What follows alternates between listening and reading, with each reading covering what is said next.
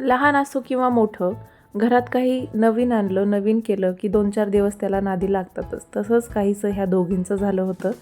असो, चला दुसऱ्या दिवशी सकाळी मला मेथीचे पराठे करायचे होते. त्याच्यासाठी मी शेंगदाण्याची चटणी करणार होते. आता शेंगदाण्याची चटणी थोडीशी वेगळी करते. शेंगदाणे जेव्हा भाजून घेतो ना, त्यालाच तेलात थोडीशी जिरे, मोहरी आणि शेंगदाणे, कोथिंबीर, लसूण अशी फोडणी दिल्यासारखी देऊन घ्यायची आणि नंतर त्याला मिक्सरमध्ये मीठ आणि तिखट घालायचं आणि उलटं फिरवायचं. आता उलटं फिरवल्यानं काय होतं ना, ती चटणी एकदमच बारीक अशी पिठासारखी होत नाही किंवा कुटासारखी होत नाही, असे मोठे मोठे दाणे त्याच्यात राहतात. त्याच्यानंतर मी इथं पराठे करत होते, म्हणजे लाटून करत होते म्हणून पराठे म्हणते त्याला. मेथी काही अशी भाजी सानू खात नाही, मी ह्याच्या आधी पण तुम्हाला सांगितलं आहे. मी त्याचे पराठेच करत असते, एक तर धपाटे करायचे नाहीतर पराठे करायचे.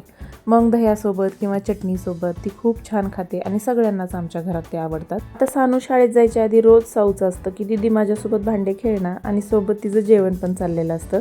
आता हा जो टीका तुम्ही बघताय ना माझ्या कपाळाला, तो देवपूजेचा नाही आहे, तर सानू किंवा सौ दोघीही रोज महादेवाच्या मंदिरात जातात आणि तिथून येताना तो घेऊन येतात मला हातावर. आणि बघा पुढच्या 10 मिनिटातच सगळे खेळणे खाली होते. ही आहे साऊची जुली, ही पण लोळत असते आणि साऊला कार्टून लावलं आहे तरी पण ही बघा साऊ कशी सगळ्या घरात फिरते. कार्टून तर लांबच राहिलं बघायचं. आणि नंतर साऊबाई चालल्या होत्या दुकानात. तुम्ही जर मला आणखीनही सबस्क्राईब केलं नसेल तर लवकर सबस्क्राईब करा. चला बाय, आपण भेटू पुढच्या ब्लॉगमध्ये.